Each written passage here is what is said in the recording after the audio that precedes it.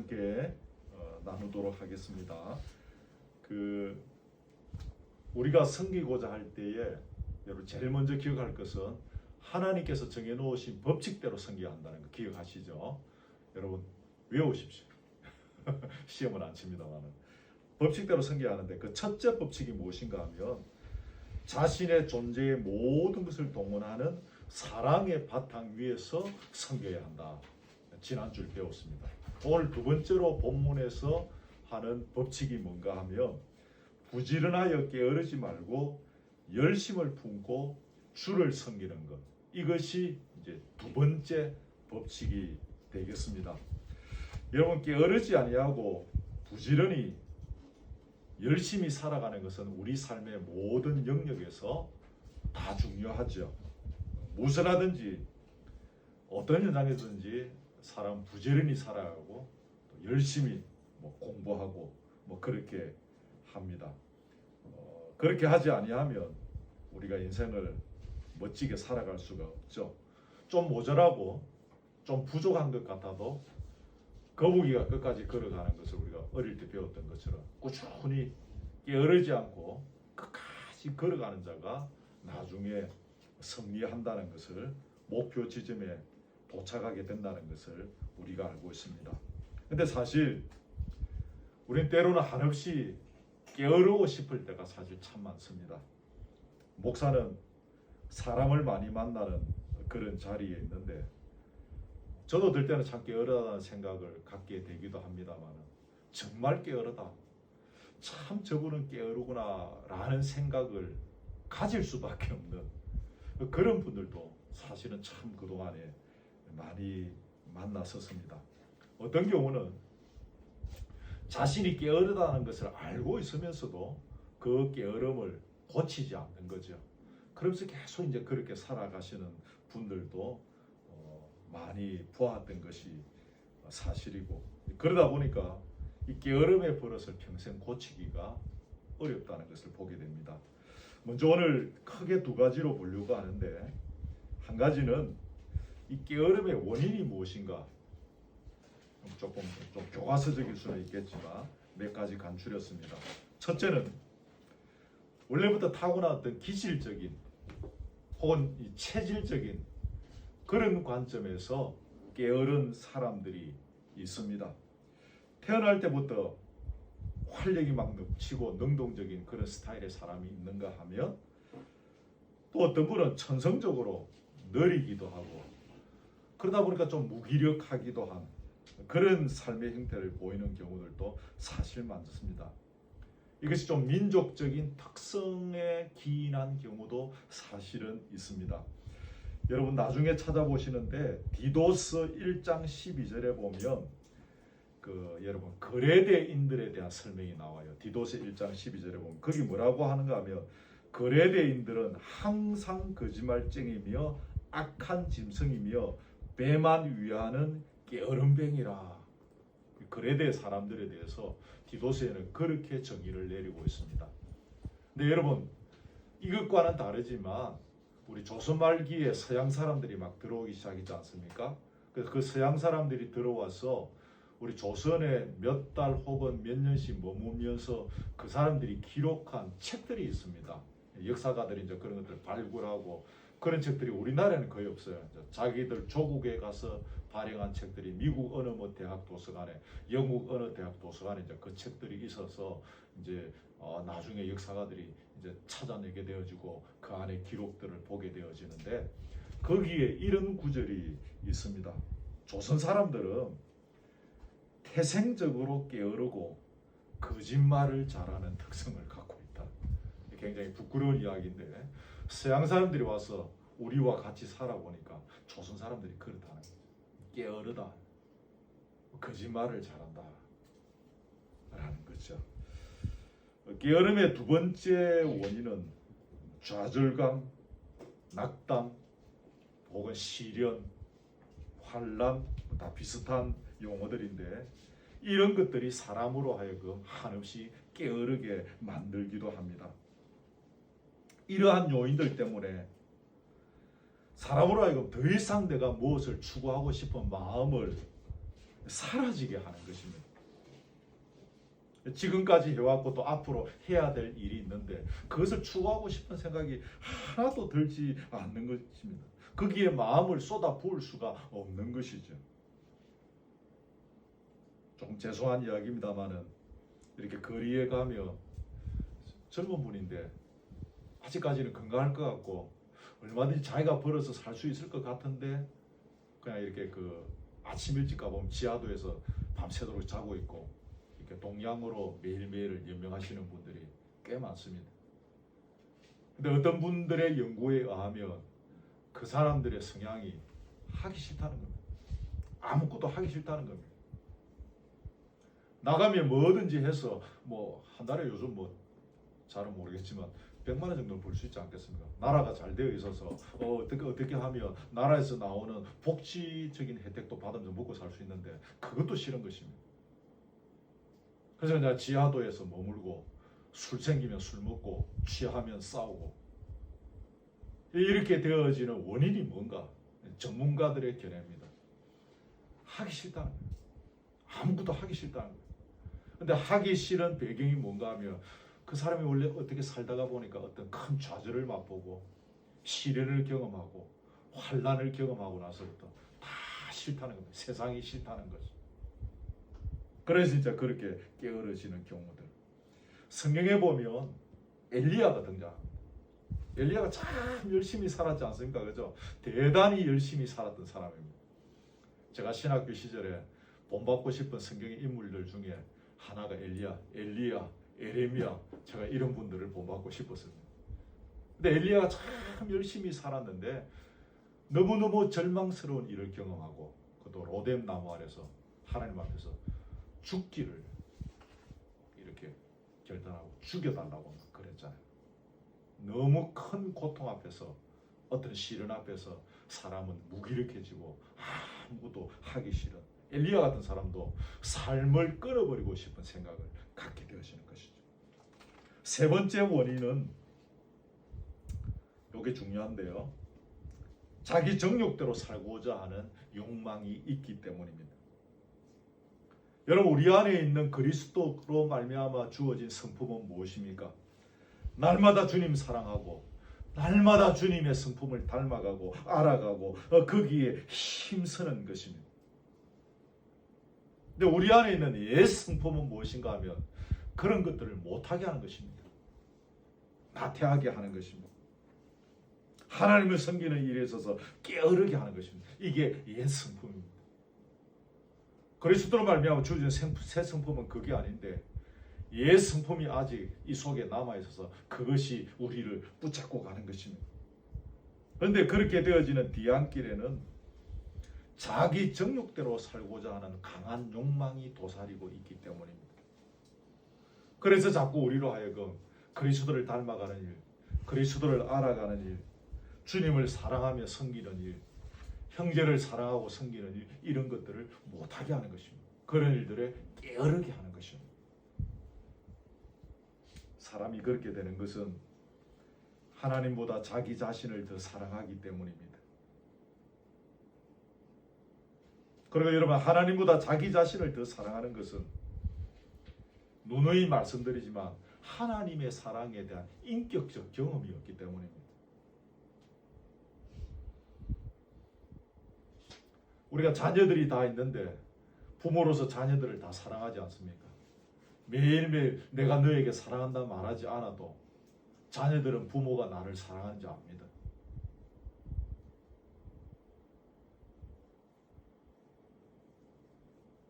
아버지 애를 많이 먹이고 어머니 애를 많이 먹인 그런 아들도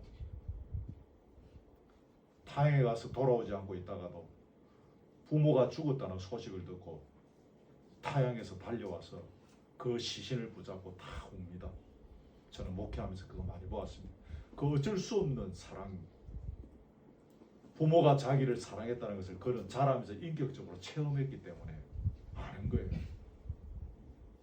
그런데 하나님보다 자기를 더 사랑하고 그 욕망에 사로잡히게 되는 것은 하나님께서 나를 얼마나 사랑하시는지 그 하나님의 사랑에 대한 인격적 체험이 없기 때문입니다. 그래서 자기 정욕대로 살고 싶은 것이고, 그러니까 하나님을 더 사랑하고 하나님의 말씀대로 살아가고 싶은 그 거룩한 열심, 거룩한 열정, 그런 열심들이 사라지는 것입니다. 말씀대로 자기 정욕이 숨어 있기 때문입니다. 네 번째는 자신을 사로잡는 삶의 목표가 없기 때문입니다. 게으른 사람들은 기본적으로, 이것도 제가 전문가한테 들은 이야기지만, 무엇을 쏟아내고 자기의 어떤 체력을 소진하고 자기가 갖고 있는 물질도 헌신하고, 어쨌든 자기가 갖고 있는 뭐라도 투자하고 헌신해서 뭔가 이루어야겠다는 목표가 없다는 것입니다. 여러분, 목표는 절제와 희생이 있어야 목표를 이룰 수 있습니다.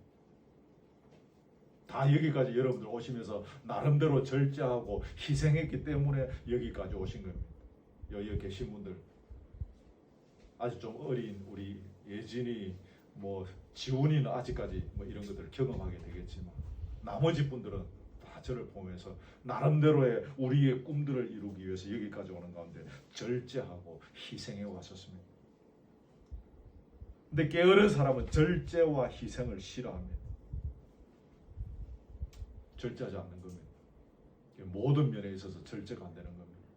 희생하지 않는 것입니다. 늘 그 모습 그대로 살아가는 것이죠.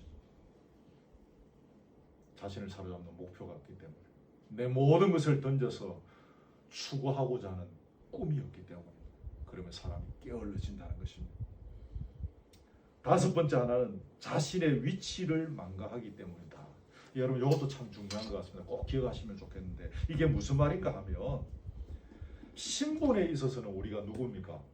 누구죠? 우리 하나님 아들입니다. 아멘. 저와 여러분이 하나님의 자녀입니다. 근데 지금 우리가 배우고 있는 이 섬김이라는 입장에 있어서는 우리는 뭡니까?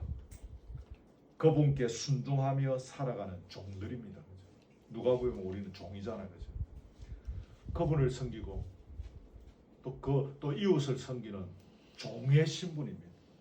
이걸 잊어버리고 산다, 그 말입니다. 자신의 위치를 망각한다는 말이 이 말입니다. 예수님이 이 땅에 오셔서 여러분 아시겠지만 화려하게 주목받는 일을 하신 적이 없습니다. 그렇죠? 내 이름 석자를 막 크게 드러내고 싶은, 예를 들어 우리 목회자라면 어쨌든 막 부흥시켜가지고 막 저 청학 초등학교를 막 그냥 다 사가지고 저기 예배당을 막 짓고 막 나무를 심고 막 체육관을 만들고 막 이런 꿈들을 갖고 있는 분들이 있죠.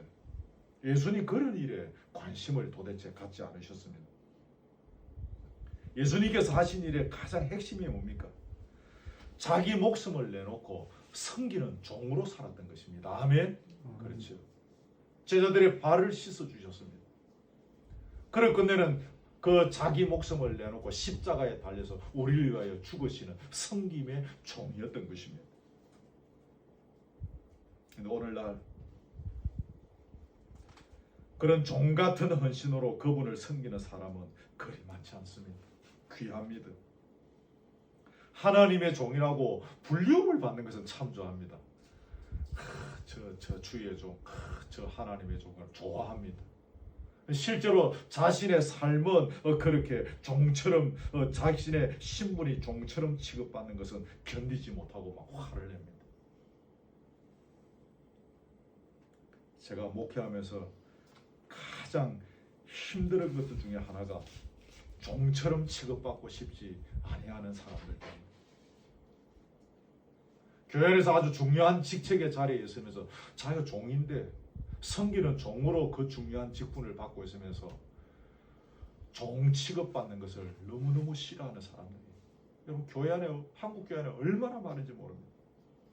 누누이 말씀드리지만 말씀 잘 준비하고 내가 기도 많이 하고 그래서 말씀 잘 가르치는 그런 목회자가 되고 싶어서 목회자 됐는데, 그거는 별로 잘 못해도 되더라고요. 설교 죽서도 아무 말도 안 해요. 자기를 떠받쳐주고 높여주고 박수 쳐주면 막 땡입니다. 연말에 사료 올려주고 차 사주고 용돈 주고 그럽니다. 만일에 자기를 종으로 취급하는데 그냥 내버려두면 얼마나 목회자가 고된지 몰라요. 심지어는 막 살해까지 깎아버리고 살해 안 주고 그런 일들이 이 땅에 비일비재한 것입니다.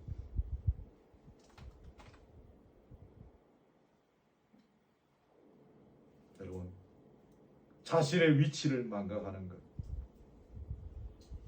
이것이 오늘 우리가 하나님 앞에서 분별하는 열심을 가지지 못하게 하는, 충성스럽고 부지런하게 살고자 하는 그런 것들을 막아버리는 중요한 원인이 되는 것입니다. 그래서 늘 우리는 십자가의 은혜를 잊지 말아야 하고, 내가 하나님의 크신 사랑을 잊고 하나님의 자녀가 되었지만 자녀로서 우리는 섬기는 종인 것입니다. 이 신분을 우리가 잊지 말아야 하는 것입니다.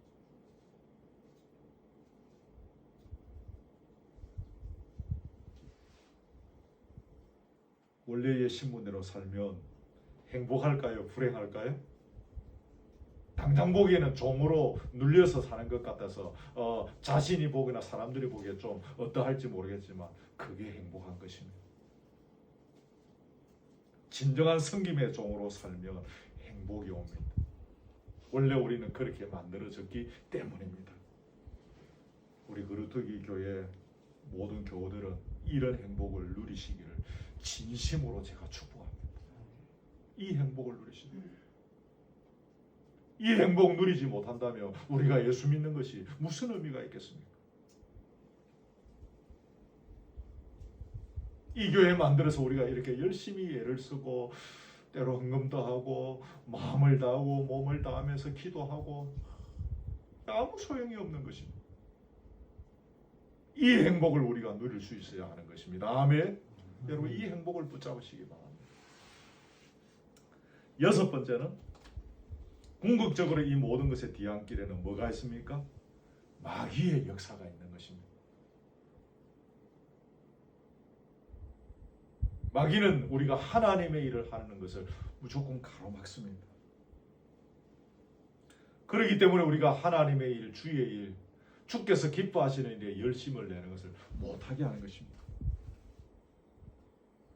여러 가지로 오만 가지 사정과 형편과 환경으로 몰아넣으면서 우리로 하여금 못하게 하는 것입니다. 이 땡치운다는 말이 완전 속어지요. 그 표준은 아니죠. 제가 목회 땡치우려고 생각한 적이 한 몇 번 있었습니다. 너무 막 화가 나고 막 그냥 막 올라왔어요. 물론 상황은 그러할 수밖에 없는 일들이 있었지만 그 뒤안길에는 누가 있으면 마귀가 있는 것입니다. 그래, 니 땡치야. 내가 땡치우면 마귀가 얼마나 좋아하겠습니까? 하나님의 은혜가 있어서 그렇게 저도 불같은 열정을 내고 그만둬야 되겠다는 생각을 가지고 식구들 차에 다 태워서 제가 교회를 떠난 적도 있습니다.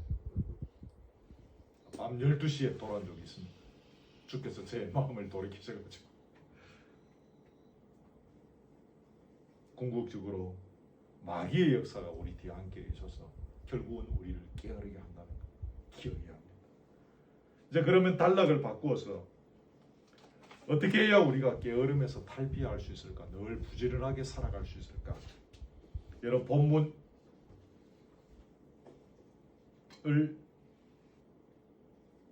그 앞에 보았던 거죠. 전에 다 보았던 건데 1절, 12장 1절 한번 같이 읽읍시다. 시작. 그러므로 형제들아, 내가 하나님의 모든 자비하심으로 너희를 권하노니 너희 몸을 하나님 기뻐하시는 거룩한 산제물로 드리라. 이는 너희가 드릴 영적 예배니라. 여기서 기억할 것은, 형제들아, 내가 하나님의 모든 자비하심으로 너희를 권하노니. 여기 자비하심입니다. 자비하심이라는 표현. 자비는 하나님께서 우리를 안쓰럽고 불쌍하게 여기시는 것입니다. 우리가 지금까지 또 앞으로 누리게 될 그 향유하는 이 모든 구원의 은택들은 전적으로 하나님께서 우리를 불쌍히 여기시는, 우리에게 자비를 베푸심의 결과입니다. 아멘. 하나님께서 우리에게 자비를 베푸셨기에 우리가 이런 구원의 혜택을 누리고, 오늘도 저와 여러분께 서로 함께하면서 기쁨과 눈물로 찬양하고 함께 하나님의 말씀을 듣는 이 은혜, 하나님의 자비하심의 결론인 것입니다. 처음에도 말씀드렸지, 저는 추구하는 것이 우리는 숫자만 그냥 늘리는 교회는 결코 되지 않을 것입니다. 그러나 저는 우리가 이렇게 누리는 이 행복, 우리가 이렇게 누리는 주 안에서 누리는 이 아름다움을 와서 같이 맛보고 누리고 회복하고, 그래서 하나님의 은혜가 무엇인지 알아가는 사람들이 많으면 좋겠다는 거예요. 그런 면에서 와보라는 거예요. 근데 이 모든 것들이 뭡니까? 하나님의 자비하심의 결론이라는 것입니다. 하나님의 자비하심이 없었던들 우리가 이런 행복한 예배를 드릴 수가 있었겠습니까? 저는 목회 거의 30년 가까이 한 요즘이 제일 행복합니다. 개척하고 지금이 제일 행복합니다. 전도사 시절에 신대원 다닐 때 중고등부 담당하면서 그때도 참 즐거웠었습니다. 정말 미친 듯이 일했고 지금도 후회함이 없는 시간들이었는데, 그것 이상으로 지금의 시간이 저는 행복합니다. 다 뭡니까? 하나님께서 저를 불쌍히 여기신, 하나님께서 저에게 자비를 베푸심의 결과인 것입니다. 우리가 어렵다함을 받은 것도 하나님의 자비하심의 결과입니다.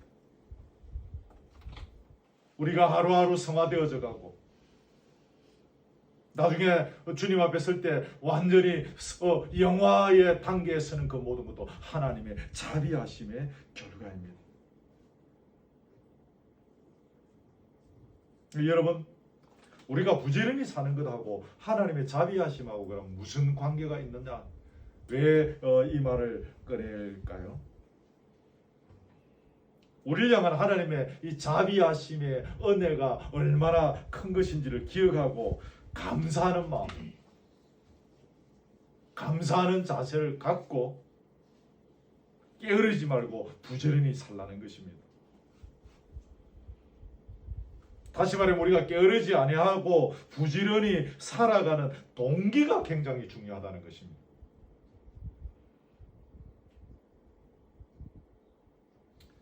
이러한 동기 없이 게으르지 아니하고 부지런히 살아갈 수 있습니다. 그러면 그것의 결론은 무엇입니까? 풀은 마르고 꽃이 시들어지는 것처럼 다 시들어지고 말라버리고 없어질 것만 만들어내게 되어지는 것입니다.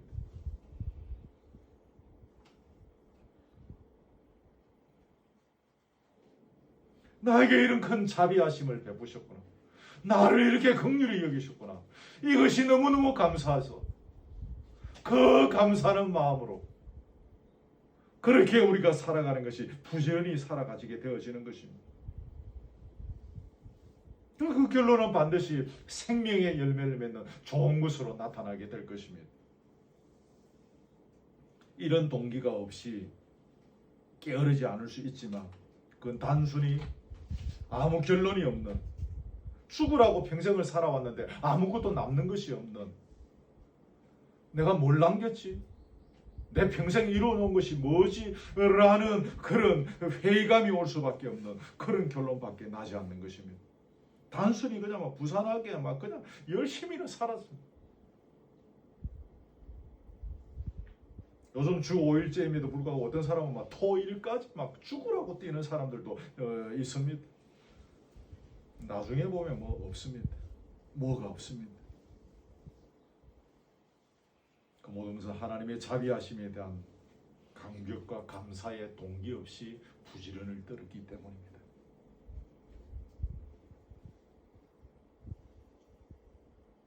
우리는 하나님의 모든 자비하심이 무엇인지, 오늘 본문에서 말하는 하나님의 모든 자비하심이라고 했습니다. 이 단어를 기억하시고 나에게 베푸신 모든 자비하심이 지금까지 베푸신 것, 앞으로도 베푸실 어떤 자비하심이 포함된 것이 모든입니다. 그것이 무엇인지를 여러분 한번 혼자서 고민해 보시기 바랍니다. 일기장에 한번 적어보시기 바랍니다. 그래야 우리의 신앙의 발전이 있습니다.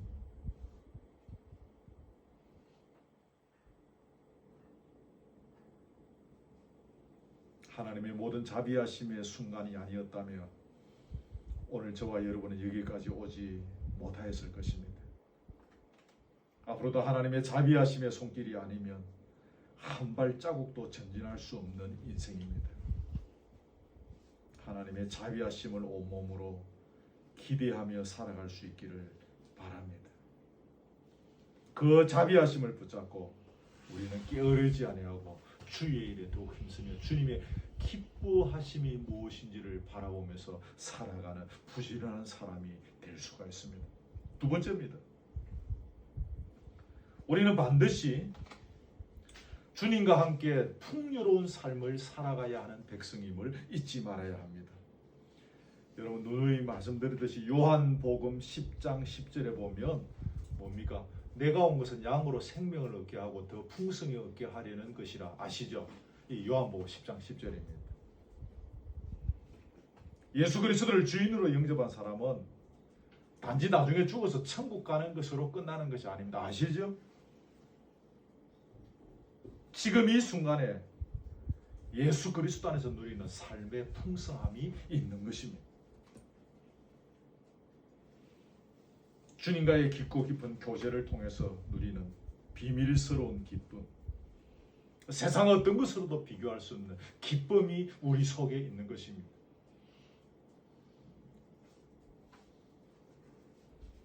요즘 목사님 얼굴이 참 좋네요. 제가 좀 햇빛 안 보고 혹은 편하게 살고 혹은 잠 잘 자고 혹은 맛있고 건강한 거를 몸에 좋은 걸 많이 먹어서 얼굴이 좋을 수도 있겠습니다만 우리가 얼굴이 좋은 이유는 뭡니까? 주님과 누리는 그 깊고 깊은 교제에서 얻게 되어지는 기쁨이 있기 때문입니다.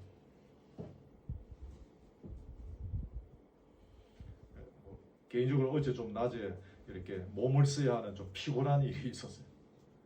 저녁에 설교 준비하고 다 끝내놓고 잠들었는데 새벽에 한 두 번 이렇게 깼어요.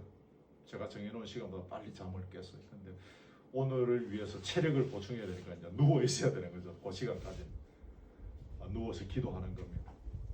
주님 그러면서 이제 거의 깬 상태지만 이제 눈을 감고 이제 좀 체력을 좀 보충해야 되니까 기도하는 것입니다. 침상에서 주님과 교제하는 것입니다. 그래서 우리의 얼굴이 좋은 것입니다. 아멘. 아멘. 우리 다 그래야 돼요. 주님과의 깊은 교제. 예수님께서 우리에게 베푸신 그 모든 자비하심으로 말미암아서 우리의 얼굴이 좋아지는 것입니다.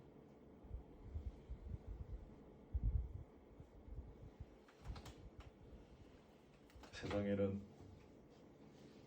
권력을 쟁취한 사람들이 있습니다. 우리나라 같은 경우에는 대통령이 최고의 권력이지 않습니까? 언론이 우리나라에서 제일 높은 자라는데 이번에 대통령이 가면서 어디 방송국 기자는 내 비행기 타지 마라 할 정도로 대통령은 끝발이 있는 자리입니다. 돈을 아주 많이 버신 분들이 있습니다. 우리나라 아는 대로 최고의 재벌들이 몇 분 있지 않습니까? 그러나 그분들이 그런 권력을 얻고 그런 엄청난 돈을 벌어도 누리지 못하는 풍요는 반드시 있습니다. 그건 저와 여러분이 누리는 풍요로움입니다. 주께서 주신 풍성한 생명, 주님과의 풍요로운 교제를 통하여 얻게 되어지는 기쁨입니다. 이것은 그들이 절대로 누리지 못합니다. 그리스도인은 이걸 놓치면 안 되죠. 근데 여러분 이게 부지런한 거하고 이거하고 무슨 관계가 있는가?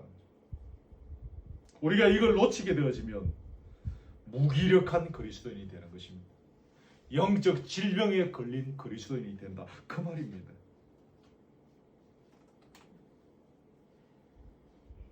어저께인가 제 아들 녀석이 카톡 와서 아버지 요즘 운동하시나요? 꼭 하세요. 그러고 스쿼트도 잊지 말고 하세요. 나이 들면 이제 근육이 빠지니까 허벅지 근육 운동하라는 거죠. 사람도 어쨌든 운동을 해야 되는 육체도 그죠? 어쨌든 걷고 뛰고 이런 어떤 그런 근력 운동을 해서 그렇게 해야 그렇지 않으면 질병 찾아옵니다. 우리도 영적으로 마찬가지입니다. 그리스도로 말미암아 풍성한 삶이 무엇인가를 얻고 찾기 위해서 갈구하는 열심을 품지 아니하며 우리도 영적 질병에 걸린다, 그 말입니다. 똑같습니다.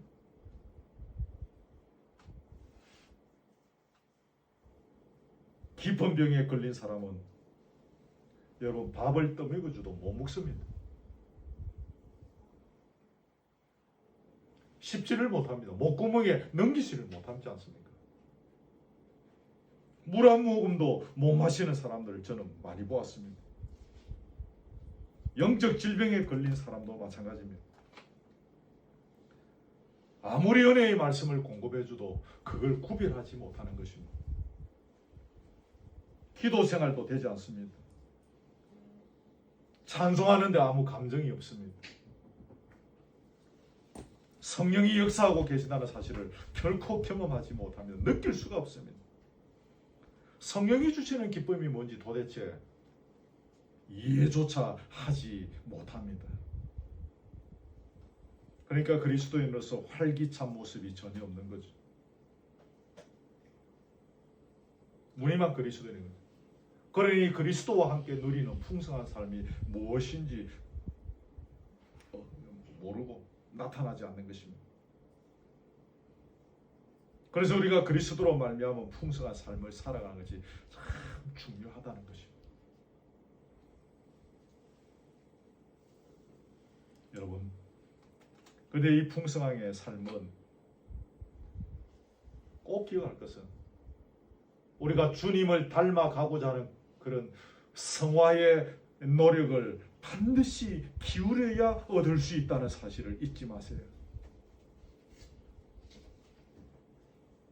감나무에 감 떨어지도록 기다린다는 그런 우리 옛말이 있는 것처럼 감나무에 감 떨어질라 기다리지 밑에 그냥 가만히 누워 있으며 우리는 이런 풍요로운 삶을, 영적 삶을 결코 살아갈 수 없습니다. 끊임없이 십자가 앞에서 자신을 쳐 복종시키고 죽이는 노력이 필요합니다. 그것 때문에 이런 풍요로운 삶을 살 수가 있습니다. 성경에 등장하는 인물이나 교회사에 등장하는 수많은 인물들, 영적 거장들은 다 그랬습니다. 게으름과 친숙했던 사람들은 아무도 없습니다. 다시 말하면 주님으로 말미암아 풍성한 삶이 무엇인지, 성화의 그 노력들이 무엇인지를 온몸으로 애쓰면서 그렇게 갈구하면서 추구하면서 엄청난 노력들을 기울여 왔던 사람들입니다. 공통점이 그것입니다.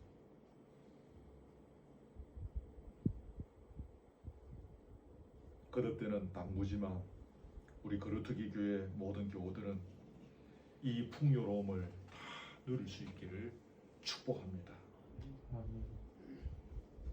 지혜로운 자는 이 일을 위하여 자신의 시간과 마음을 드립니다. 그러나 바보 같은 사람은 바쁘다는 핑계로 이 풍성함의 세계를 놓치고 삽니다. 그게 바보입니다.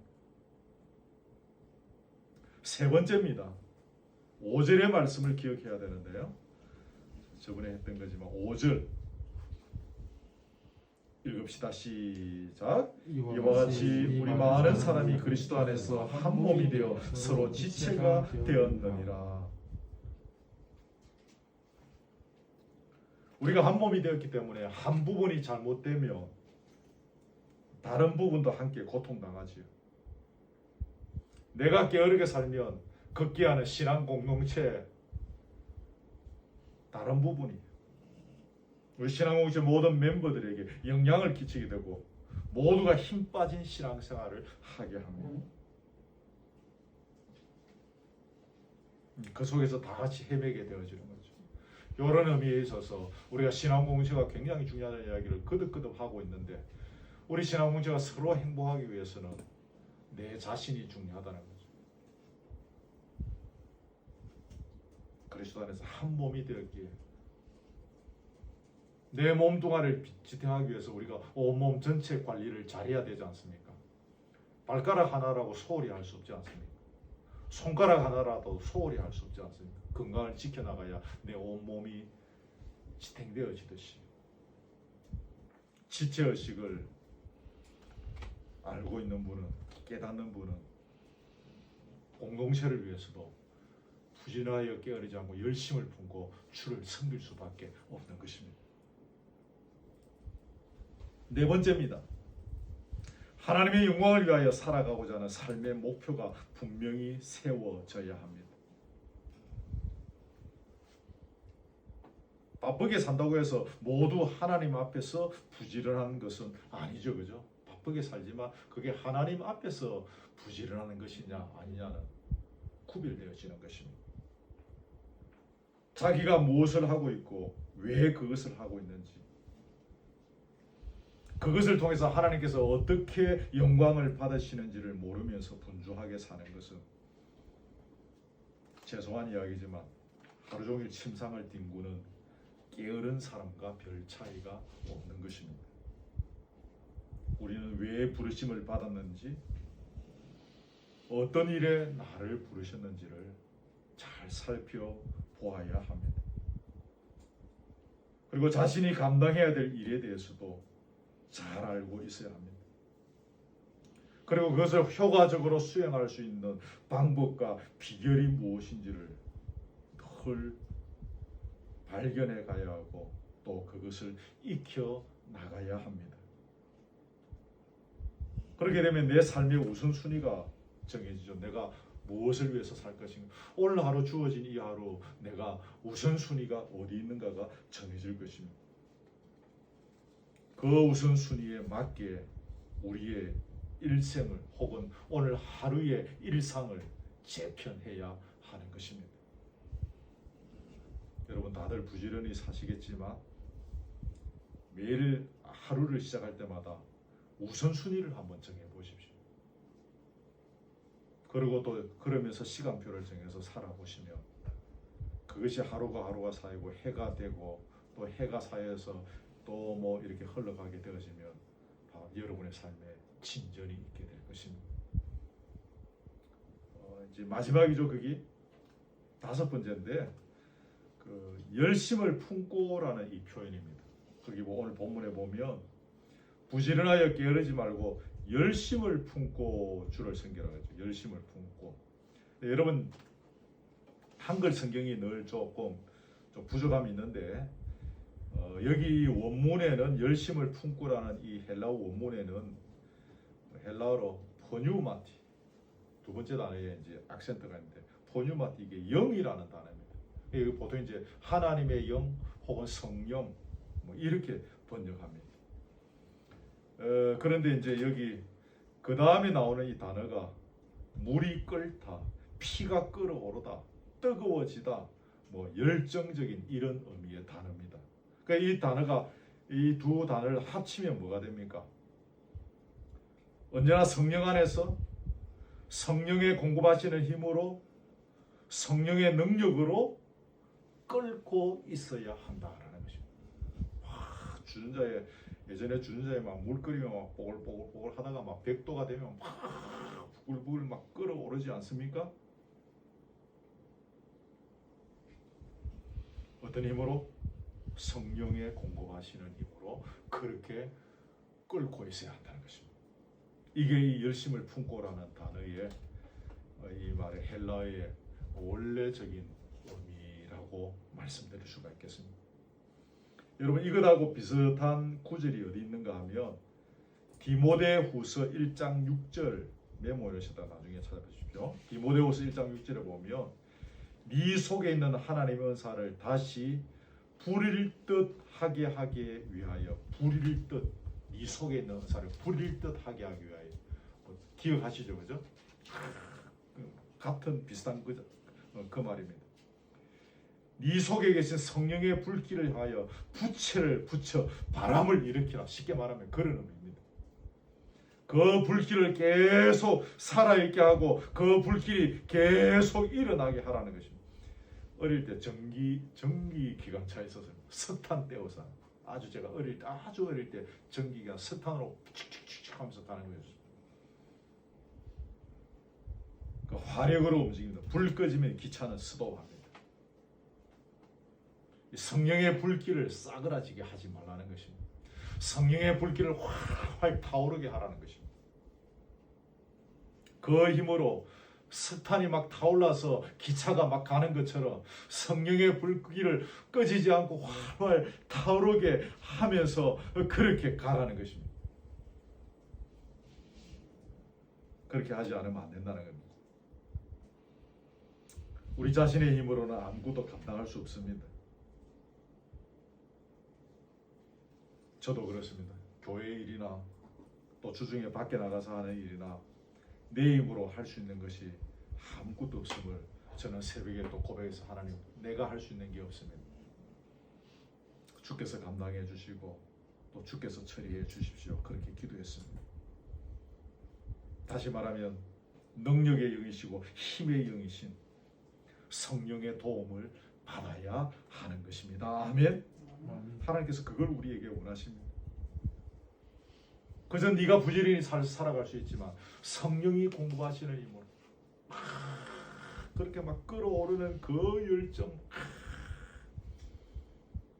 그런 성령의 힘으로 살아가라는 것입니다. 하나님 그걸 우리에게 기대하시는 것입니다. 그래서 우리가 강건해지는 것입니다. 에베소서 6장 10절에 보면 너희가 주의 안에서 그 힘의 능력으로 강건하여지고, 그랬습니다. 그 힘의 능력으로 강건해지고 성령의 능력으로 강건해지는 것입니다. 아멘. 우리 주일마다 맛있는 거 많이 먹고 하죠. 육체적으로 힘을 얻기도 하지만 그건 아무것도 아니에요. 세 발의 피입니다. 성령의 능력으로 강건해지는 것입니다. 아멘. 저는 뭐 앞에 계셔서 이런 말씀드리기만 하지만 장로님 찬양 인도하실 때 저는 참 좋습니다. 여러분도 은혜 받고 계시지만 갈수록 제가 느끼는 것은 장로님이 성령 충만해 가시는 거예요. 제가 그걸 느껴요. 뭡니까? 장로 원래 기타도 잘하시고 장로 원래 음성도 좋고 음악적인 기질이 있습니다. 좋으신 분입니다. 거기에 성령의 힘이 더해지니까 우리의 찬양 시간이 은혜로운 것입니다. 설교 시간은 줄여도 찬양 시간은 길게 해달라고 그러지 않습니까? 찬양은 성령의 능력인 것입니다. 아멘. 예를 들어서 제가 하는 이야기입니다. 우리 모두 그런 성령의 능력으로 무엇이든지 그렇게 일생을 살아가야 하는 것입니다. 그 힘의 능력으로 강건하여지고, 에베소서 6장 10절 기억해놨다가 나중에 찾아보시기 바랍니다. 다 구절구절을 찾아볼 수 없는데 대표적인 사람이 사도 바울이지 않습니까? 내 속에서 능력으로 역사하시는 이의 역사를 따라 힘을 다하여 수고했다.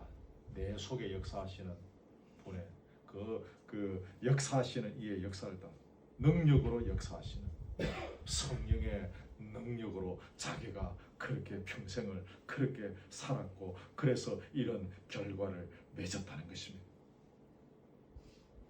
존 웨슬리라는 아주 유명한 분 아시죠?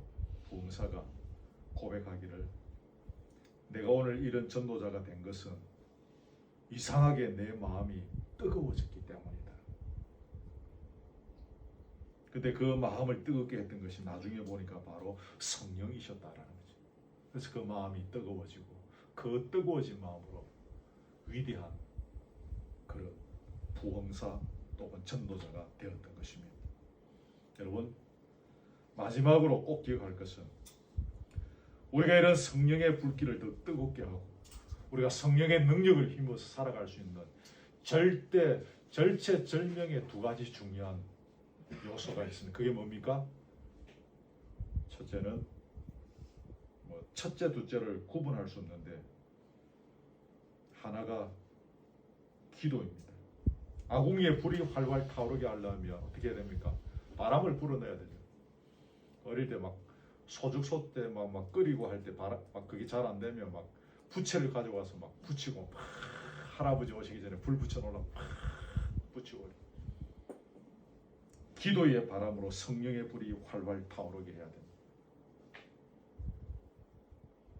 그 활활 타오르고 나면 산에서 나무형 거 타버리면 끝나지 않습니까? 땔감을 계속 공급해야 돼요. 그 땔감 역할을 하는 것이 뭡니까? 이제 예를 들면 그게 하나님의 말씀인 것입니다. 말씀이 계속 공급되어야 하는 것입니다. 오늘 우리가 막 뜨겁습니다. 막 그냥 성령의 열기가 활활 타오라서 기쁨이 넘치고 찬양이 넘치고 막 말씀이 은혜가 되고 막 교제에 막 그런 간격이 있고 막 회복의 역사가 일어납니다. 뗄감이 없어지면 끝나는 겁니다. 그래서 뭐가 필요합니까? 말씀이 계속 공급되어져야 하는 것입니다. 기도와 말씀, 말씀과 기도. 그래서 중요한 것이고 성경이 이 두 가지를 그래서 지적하고 있는 것입니다.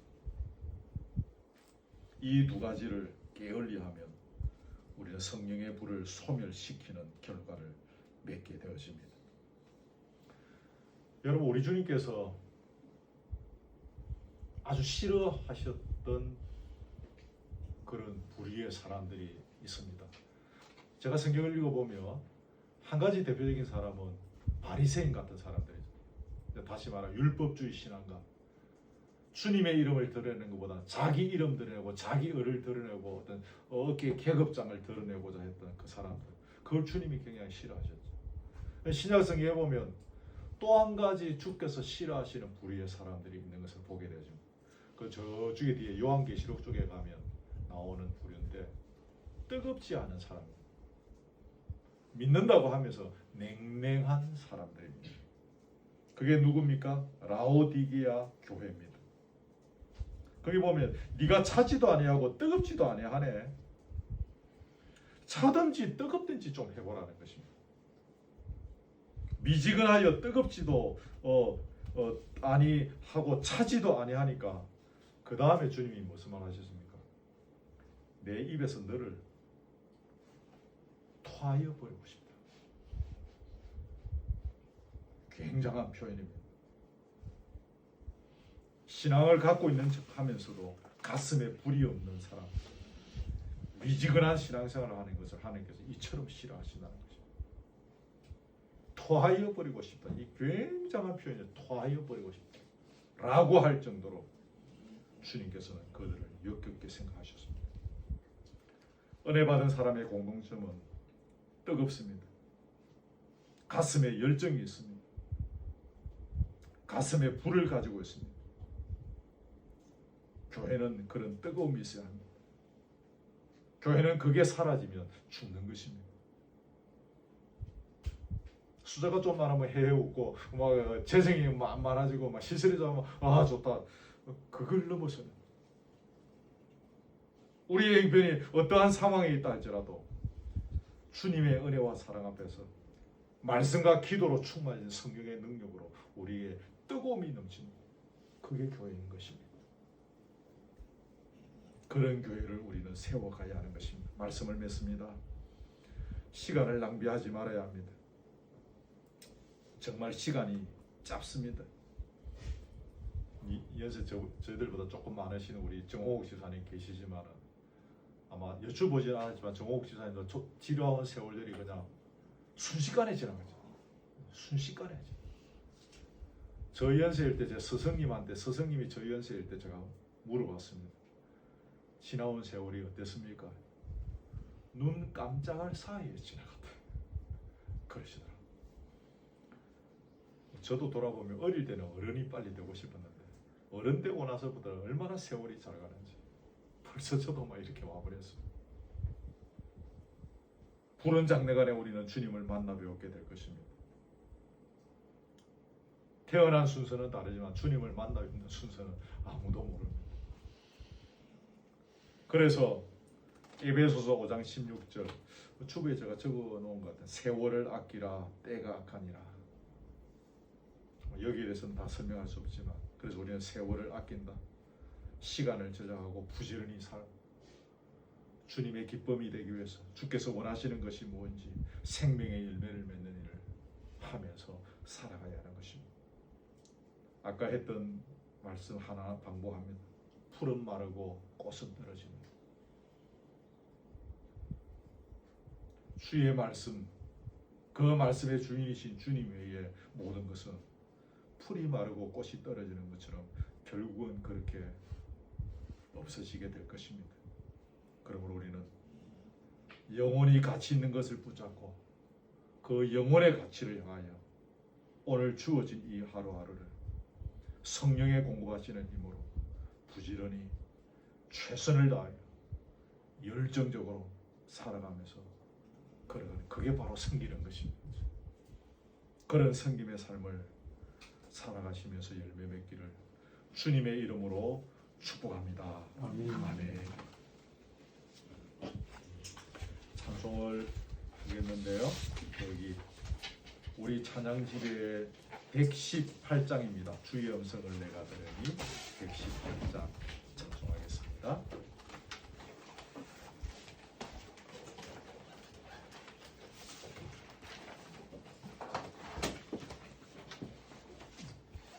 (118번입니다)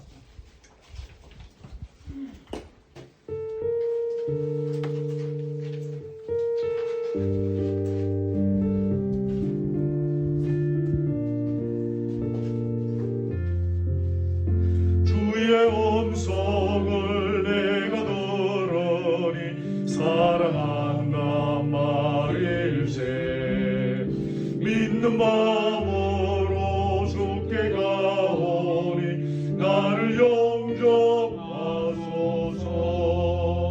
주의 넓으신 은혜 베푸사 나를 받아주시고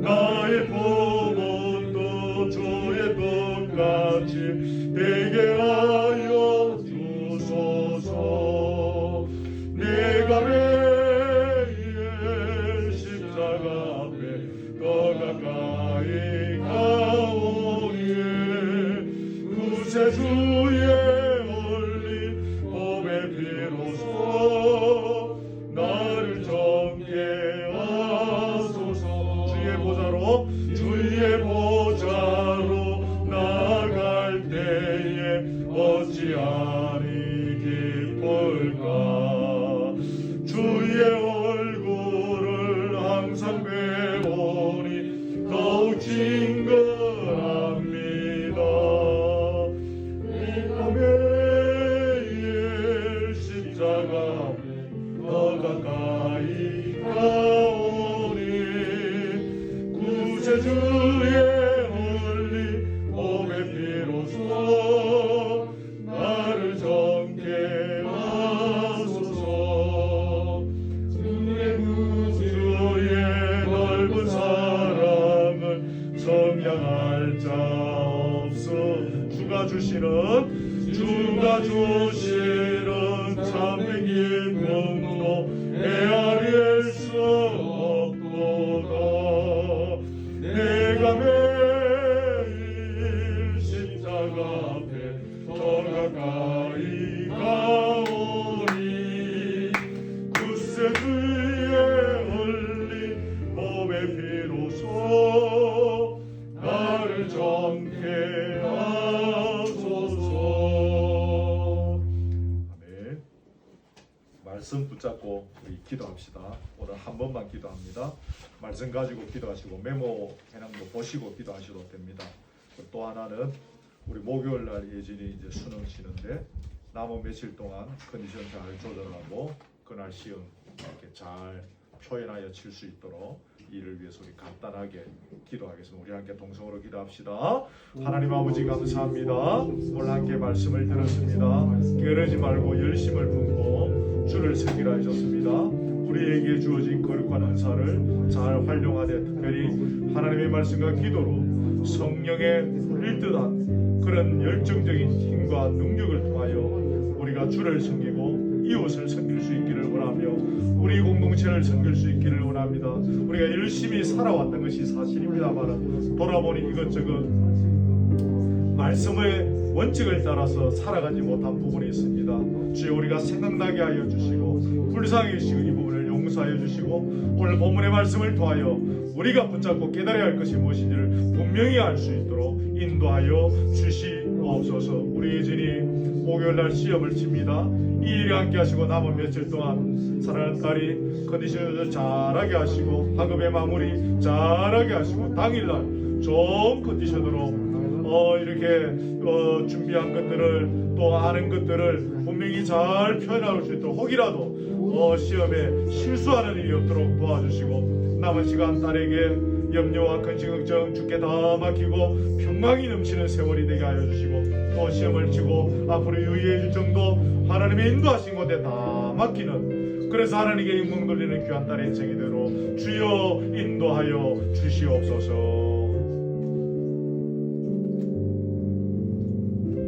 하나님 아버지, 부진하여 게으르지 말고 열심을 품고 주를 섬기라는 말씀을 나누었습니다. 오늘 이 말씀 각자가 기억하고 또 자신의 삶에 적용하는 가운데 또 발견해야 될 것들을 발견하고 또 깨달아야 할 것들을 깨닫게 하시며 주님과 앞에서 더욱 결단하고 걸어가야 할 부분들도 찾게 하여 주옵시고, 아무쪼록 우리가 성령의 공급하시는 힘으로 열심히 주님이 기뻐하신 일을 감당하다가 주님 앞에 서는 세월이 되도록 인도해 주옵소서. 예진이 기억하시고 남은 며칠 동안 컨디션 조절 잘하게 하시고 준비한 모든 것들 마무리 잘하게 하시고 또 당일에 좋은 컨디션으로 아는 것들을 잘 표현하고 시험에 실수하지 않아도록 나를 붙잡으시고 특별히 그 심령의 은혜와 평강 기쁨을 더하여 주시옵소서. 예물을 드린 손길을 기억하시고 하나님의 은혜와 복으로 함께해 주시옵소서. 예수 그리스도의 은혜와 하나님의 사랑과 성령의 교통하심이 우리의 남은 평생 성령의 공급하시는 능력으로 열심히 부지런히 주의 일을 감당하면서 살아가기를 소원하는 사랑 우리 교우들 머리 위에 지금부터 영원토록 함께 있을지어다.